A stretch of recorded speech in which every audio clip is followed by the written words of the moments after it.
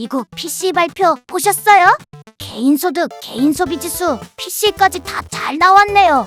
시장 예상치에 부합되게 나왔고 미국인들의 소비력은 여전히 살아있는 것 같아요. 시장 예상치에 부합했다는 건 증시는 아직 상승 방향이라는 뜻이잖아요. 그래, 시장은 그렇게 보고 있는 것 같구나. 저번 주에 증시가 빠진 게 시장은 금리 인하를 기대하는데 경제가 견조하니까 금리 인하가 성급했다는 의견들 때문이잖아요. 하월도 증시가 고평가라고 했고 말이죠. 그런데 이번에도 견조한 지표가 나왔는데 이번에는 왜 또 오르는 걸까요? 연준은 두 가지 책무가 있는데 물가와 고용이야. 이 두 가지를 안정화시키기 위해서 금리를 인상하기도 하고 인하하기도 하지. 9월에 금리 인하는 고용이 둔화되고 있다는 지표 덕분에 금리를 인하한 거지. 저번 주 GDP 성장률을 보면 미국은 예상치보다 높은 성장률을 보였고 주간 실업수당 청구 건수는 예상치보다 낮게 나오니 10월과 12월에 금리 인하를 안 할 수도 있겠다는 불안감에 증시가 떨어진 거지. 그런데 금요일 경제지표 발표를 보니 인플레이션 지표가 예상치만큼 나온 거야. 인플레이션 때문에 금리를 인하하는데 부담이 있던 연준이 예상치만큼 나왔으니까 금리를 인하하는데 부담을 덜게 됐다고 오르는 것 같구나. 뭐가 되게 복잡하네요. 그럼 공은 이제 다시 10월 3일에 발표되는 고용지표로 넘어갔네요. 뭔가 아슬아슬한 살얼음 위를 걷는 것 같아요. 미국 경제 지표 자체는 꾸준하게 견조한 흐름을 보여주고는 있지만 대내외적으로 악재로 흘러갈 요인들이 너무 많이 산재되어 있어.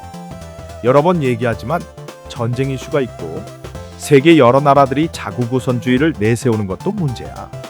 각 나라들이 보호무역을 하려고 하면 할수록 인플레이션은 올라갈 거야. 보호무역으로 자국 산업을 보호하고 공급을 규제하려고 하게 되면 세계 시장은 오랜 기간 분업화되어 있는데 장기간 보호무역을 하게 되면 공급망은 붕괴될 수도 있어.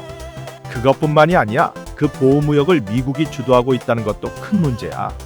달러 공급마저도 흔들릴 수 있거든. 통화 스와프가 체결된 기축통화국들끼리도 당장은 괜찮겠지만 장기적으로 내다보면 위험하지.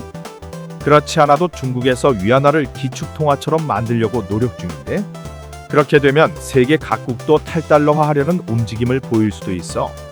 세계 기축통화 일장 역할을 하던 달러가 흔들리면 무슨 일이 일어나는 거예요? 80년 넘게 세계 통화로서의 역할을 하던 달러가 흔들리게 된다면 워낙 큰 충격이라 감히 예상을 못하겠다.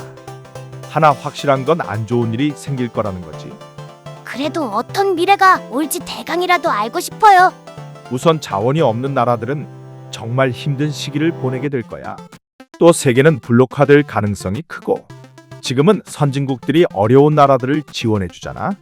보호무역을 장기화하게 되면 그것도 힘들어지게 되겠지. 중국은 그런 빈자리를 파고들어 영향력을 넓히려고 할 테고 이건 그냥 만화적 상상인데 세상은 다시 냉전시대로 돌아갈지도 몰라.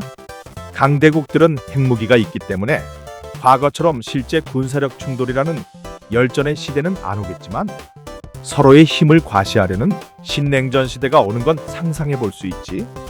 그동안 그런 상상을 한 번도 해본 적이 없는데 트럼프가 등장하고부터 그런 상상까지 하게 됐네요. 그런 점을 생각하면 트럼프는 정말 대단하긴 대단해요. 아니 미국이 대단한 건가? 트럼프와 비슷한 성향인 사람들도 몇 있지만 트럼프만큼의 파급력은 없으니 미국에 트럼프가 있기 때문이란 설명이 더 맞는 것 같네요. 어쩌면 이런 사태는 언젠가는 어차피 올 운명이었는지도 몰라. 중국이 그만큼 올라왔으니까 그런 중국을 미국은 패권을 유지하기 위해 견제할 수밖에 없고 중국은 또 그 견제를 돌파해야 하는 숙명이니까 말이야. 그러니까 그런 운명이 왜 하필 제가 주식 시작하니까 오는 거냐고요. 주식을 오래 하다 보면 다 겪는 일이란다. 너도 주식을 계속 하다 보면 더 상상하기 힘든 상황들을 경험하게 될 거야. 지금 미국은 셧다운이기 얘기도 나오고 있어요. 미국 정치 상황을 보면 아마 셧다운이 될 거로 보여. 다만 빨리 끝나야 할 텐데 내 느낌에는 장기화될 것 같아. 트럼프는 셧다운되면 공무원들 해고시키겠다고 협박하고 있고 민주당 쪽에선 트럼프하기에 달렸다고 으름장을 놓고 있으니 1기 트럼프 때 내 기억이 맞다면 35일 동안 셧다운이 됐던 걸로 기억하거든. 왠지 그 기록을 넘어설 것 같아. 그만큼 미국 정치 상황이 양극화돼 있거든. 트럼프가 도시의 치안을 명분으로 군대를 동원하는 건 제가 봐도 많이 심해 보여요. 군대를 동원한다는 건 LA 폭동 같은 사태에만 일어나는 줄 알았거든요. 그냥 상식선에서만 생각하면 증시가 됐건 소비가 됐건 박살나야 정상인 것처럼 보이는데 지표는 또 견조한 흐름이네요. 셧다운이 일어나도 왠지 미국은 버틸 것 같아요. 셧다운이 장기화되면 문제인 게 GDP나 고용지표, 물가 등등 주요 경제 통계가 발표되지 않아. 미국 상무부의 경제분석국에서 GDP를 발표하고 미국 노동부의 노동통계국이 고용지표와 CPI, PPI를 발표하는데 이 기관들이 필수 기관이 아니거든. 셧다운이 장기화되면 이런 지표들이 안 나오게 되고 경제 지표를 베이스로 정책을 정하는 기관들의 정확성이 저하될 위험이 있지. 또 우리랑은 큰 연관은 없지만 폐쇄되는 기관 중에는 국세청이나 환경청 그리고 나사도 있어. 이번에 트럼프가 셧다운되면 해고하겠다고 했는데 진짜로 실행되면 환경청이 1순위가 될 것 같구나. 국세청이 폐쇄되면 세금은 어떻게 걷어요? 국세청은 필수기관 아니에요? 필수 시스템을 제외하고 폐쇄되는 거야. 그러니까 세금은 여전히 걷게 되는 거지. 환급이나 상담, 세무조사 같은 업무가 중지되는 거야. 지금 공화당과 민주당의 관계를 생각해보면 좀처럼 합의를 보기 힘든 상황으로 보이는데 어떤 식으로 합의를 보게 될지 정말 궁금해지네요. 좋은 일은 아니긴 하지만 남의 나라 일이라 그런가. 흥미진진해요. 진짜 뉴스도 재미있을 수가 있구나. 올해 거래대금은 10조가 약 하나 안 된다. 원달러 환율은 1,400원 밑으로 떨어져서 1,398원에 마감했다. 아무래도 한국은행이 개입해서 떨어진 것 같다. 코스피도 미국의 상승으로 3,431포인트로 반등에 성공했고 한국 국채 금리는 급등하고 관세 협상은 여전히 난항을 겪고 있는데 환율 급등에 신해치순 라인 얘기까지. 이런 상황 속에서 증시가 상승한다는 걸 납득하기 어려운 상황이다.